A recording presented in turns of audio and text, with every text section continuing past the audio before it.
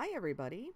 Today I am going to be showing a video of how to strike some silver glass, and in this case I'm going to be making 3 different beads using Fire Lotus, which is an awesome glass. And as you can see, I have 3 totally different effects with 3 different beads.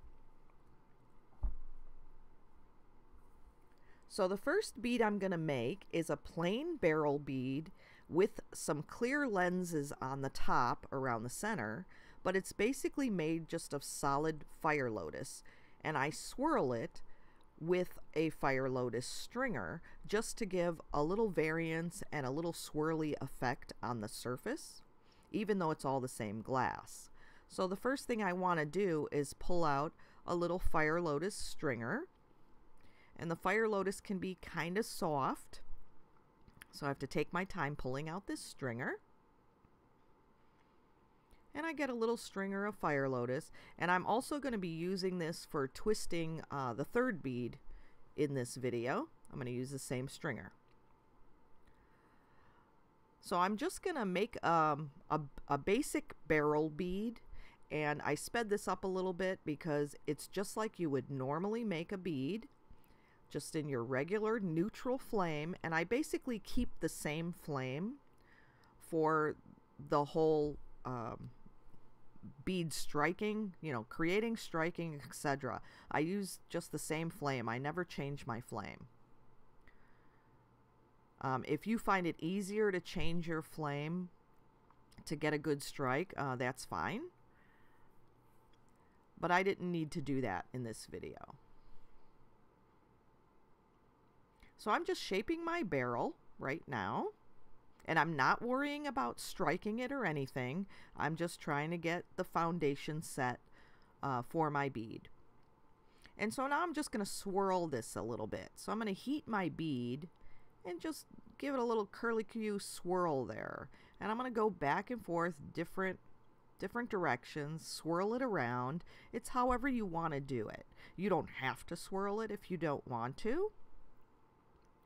But this does give it a little bit of texture if you and variance of when the glass strikes. You'll see these little swirls even though it's all the same color.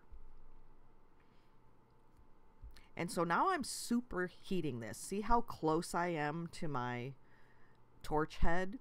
It looks like it's about maybe an inch or so, but it's really 2 inches maybe, just the way my camera angle is. It looks closer than it really is. But now it's really, really soupy. So I have to keep rotating it. And I wait a little bit before I actually start rolling it to shape it, because it's way too soupy and I could really distort it. So I want to wait a little bit before actually trying to shape it. Let it settle down a little bit because it's way hot. And so now I have it struck. You could see it looks a little transparentish on the edges, but it actually looks a lot more green. It's not beige anymore, it's this green color, and as it cools more you'll see it turn more green. And I'm blowing on it off on the side there. I'm blowing on it and you could see it's really green now. And so now it's cool enough to strike. And so as you see, when it strikes, you're way back in the flame and it starts turning yellow, and then it starts getting browns and then purples.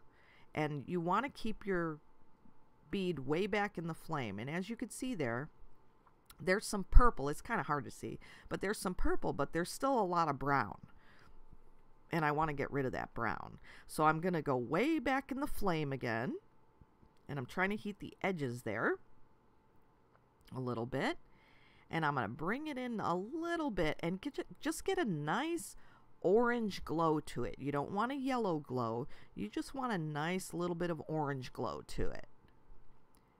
And then pull it out of the flame and see how it looks now. And so now I got a really nice purple. It's kind of hard to see here too, but it's more blue in the center. And I'll have another picture where it's actually in the better lighting right over here. And so you could see that it has a nice purple hue, but the center's blue. It looks kind of purpley here, but it's actually really blue. And the longer you leave it cool, the more you'll see the color come out. So it might not look like the color is there, but just let it cool like 30 seconds more, 20-30 seconds more, and you'll see more color come out. So now I'm just going to add these little dots of clear around the bead surface, and you can kind of see the swirls in there with the shot from the flame. You could see those little swirls I made, even though it's all the same color. So it's a really neat effect without having to use any kind of special colors or anything. So now I'm just going to try to heat these clear lenses down without really heating the bead too much. I don't want to discolor the bead. And actually when this bead got put in the kiln, it was probably in there a little too long, because I had these beads in there, for hours, because I was working on other things. And so I did lose some of the good coloring on the edges of this bead, and it actually turned like back to brown. So really, when you're doing striking color glass, you want to do these ones last, so they're not in the kiln way too long. So if you're making other stuff, if you're planning on making other stuff for the day, I would say save all your silver glass projects for the very end, so they're not in there too long to actually lose their strike. So basically, here's the finished bead, and this would have been really pretty if it stayed, because the center was blue, the outside edges were purple, even though it looks kind of bluish there. The outside edges were actually purple, and they kind of turned brownish in some areas from the kiln, but it still turned out to be a nice bead. So my second one is a copper green base, which I put Fire Lotus dots and then swirled them in the center to kind of make a heart design. And so I'm going to use copper green here, and I got some really nice pretty pinks and purples with the Fire Lotus on this color. And so of course I sped it up again just to make a bead, and I'm going to make just a stout barrel, a little bit shorter of a barrel than the last one. But I'm just adding my glass. It looks all wonky and everything, but I'm not worried about that. I just want to make sure my ends are nice and dimpled, and I will shape it up nicely as I go. And just like the last one, don't worry about any striking or anything while you're making the bead. It's only at the very end that you need to worry about heating it enough and striking it to get the color you want. And so there's my copper green, and I'm going to put some dots, some fairly large dots of Fire Lotus on either side of the bead, and they're in line with each other. It's not like a triangle bead where they're offset on both sides, like in between each other. These ones are actually lined up even with each other. And if I made smaller dots, it would look more like a leaf kind of pattern or a fern kind of pattern. And I could also do layered dots of color this way to make it look like peacock feathers. Like if you just layered different colors on top of each other and then pulled them out this way, it would kind of look like a peacock bead. So this is just another little design I'm showing. And so I'm just trying to get the shape right, and this is it's gonna be struck to clear again. As you see the whole thing looks green, and all those dots are lined up, and it's pretty much ready to strike, but I'm not done shaping it yet. I'm gonna actually swirl it around in the center to make kind of a heart looking design. And so I'm going to be actually striking this bead as I'm doing the swirl. And I try to actually save it at that point, because I did have some nice color, but the bead was still too misshapen. It wasn't even enough for my liking. And so I'm going to end up heating it and restriking it. But see, I'm kind of far back in the flame, because I was trying to save the colors that I already had on there. So I'm way back in the flame, but still trying to shape, which actually didn't work out because I did lose some of the color in there as I was trying to shape it and get it nice and even. So I end up actually reheating this and striking it again, which you can do, especially if it's just like on the surface of the bead like this is. It's not encased or anything. You can actually restrike. So see, I have some nice color in there, but I do have a lot of like that big section of green yellow on the left side. I wasn't happy with that, and I also wasn't happy with the shape. It was still a little wonky. So I'm going to just superheat this bead again so I can restrike the silver glass back to clear, or that clear greenish color. And so that's what I'm doing here. I'm superheating it again. Now I'm going to wait because it's kind of wonky. I'm going to wait a little bit before I actually shape it again. And as you could see, it's back to that kind of greenish yellowish color. So I'm ready to strike again. I'm just waiting a little bit. I'm blowing on it a little bit just to make sure it's cool enough. And I'm putting it way back in the flame. You can see it's getting that nice yellow, nice rich yellow, and then it starts turning brown. And I'm kind of skimming the top of the flame there. I wasn't really in it. Now I'm in it, but I was just skimming the top of the flame. I didn't have my whole bead in there. I just wanted to see what it would do and to make sure I could keep an eye on the color.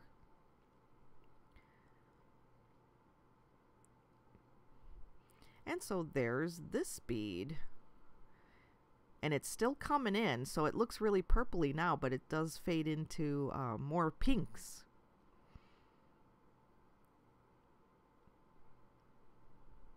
Came out to be a pretty nice bead. So that'll go in the kiln. And then the final bead that I made, which I got a lot of reds, I got a little bit of blues and purples, but I got a lot of reds in this one, was putting swirls of Fire Lotus on top of a black base bead. So I have this sped up again, just like the other videos. And I'm just making a black barrel. So this is regular transparent black. And I'm just going to make me a barrel bead, a little bit longer this time, that I will be putting dots of the Fire Lotus on. And then I'll be swirling it with that same stringer that I used for the first bead to swirl around the colors in the first bead.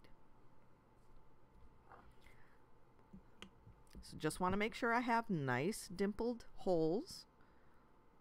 Like in all your beads, you never want a jagged hole that's sharp on the ends. You want nice dimples in your holes.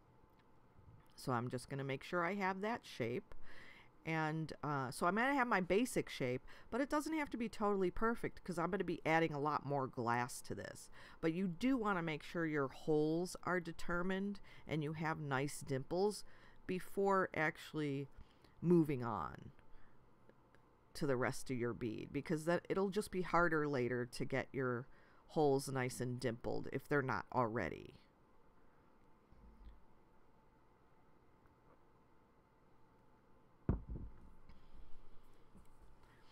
So now I'm just going to put, and I have this sped up a little bit, like a 30 or 40% faster, and I'm just going to put a bunch of Fire Lotus dots around the center, and then on either side in between those dots I'll put slightly smaller Fire Lotus dots on both sides. So I'm totally covering the black with all these dots.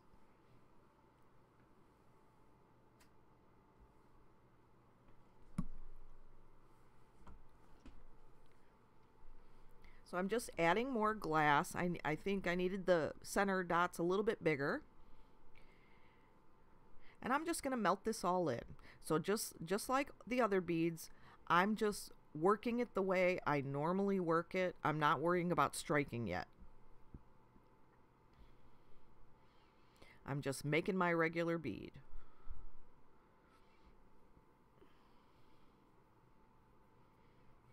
Trying to get the shape right. So I kind of make a barrel first, and then I work on the ends, tapering the ends after I get my barrel done. And so now I have all these dots, but I want to swirl them and make little swirls in the dots. So I'm going to heat 2 dots in the center, heat a point, and then touch the stringer to it. You really don't have to push it in, just touch it to the surface and twist. And then I'm trying to blow on it there because it didn't want to break off. But then you just break your stringer off. And then move to the next one. Get a nice spot heated between 2 dots. Touch your stringer and then twist and then break off the stringer. And so I'm just going to go around and do this. So now I have it sped up again. I'm going to go around and do this between all the dots in the center and then all the dots around the outer edges also. So it'll be twisted all throughout. I could have just left the center twists and that was it. But the side dots needed to be twisted too, in my opinion. And so you could see the bead is already striking and getting some nice greens and blues in there. You can see it. But the bead isn't shaped. It's not finished being shaped. And I have all these little break-offs from the twisting that I need to correct or melt in. So I'm going to have to actually restrike the bead back to clear again. Reheat it back to clear. And then strike it after I finish shaping it.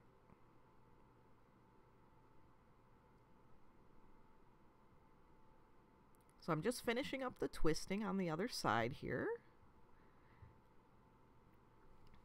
And see, here's the color. See, I got some nice like purples and blues and some greens in there.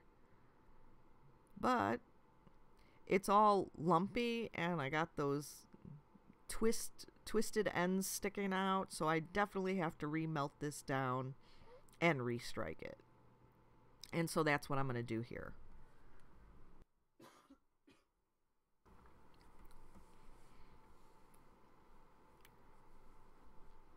So I'm going to shape a little bit as I go.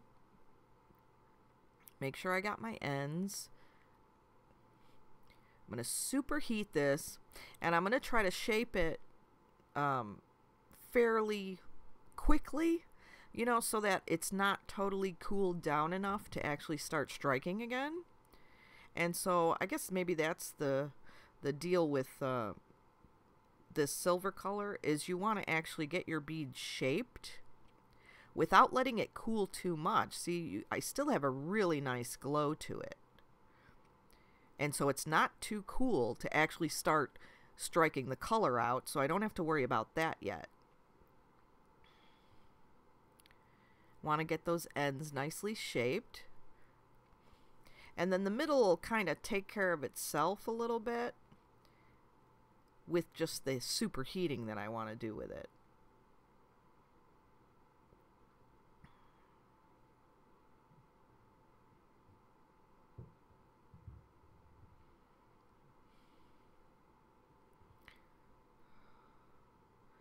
So I'm going to do a little more shaping, and then I'm going to start striking. I'm going to get it super hot. Make sure it's cool enough. Make sure I'm getting that green effect to it. I'm going to roll it a little bit, kind of to cool it. Not really to shape it, because it's kind of hard to shape, or, you know, not hot enough to shape. But see how it has that green to it. And I'm going to blow a little bit just to make sure it's nice and cool. And then I'm going to go in the back of my flame Try to get those edges there. And you see them starting to turn yellow. And then they'll start getting a little darker. Then I'll take it out of the flame and see how it looks. And I'm getting some nice blue in the center, but my edges still have a little bit of yellow, so I want to heat those little side edges.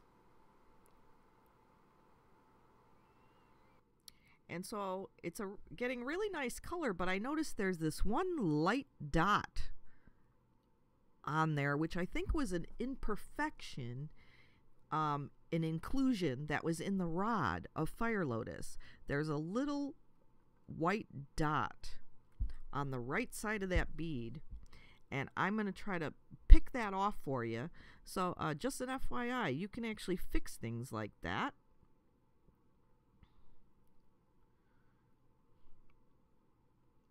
And so you could see it like right there coming around. It's in the yellowy part. And I'm going to remove that. And I don't know what it was, but it must have been something in the Fire Lotus, because it just seemed like a solid white thing, but it wasn't bead release or anything. So you want to heat the area and then just pick it off with a fairly cool stringer. And I was using Fire Lotus stringer. And then I'm going to just tap it down a little bit, rub it down with a tool. And then all should be fine. It came right off. And I didn't really distort my design because I was just pulling apart that one small area and remelt it in so it's nice and smooth. And there is that final bead. And I hope this will help some of you with striking your silver glass. Thanks so much for watching.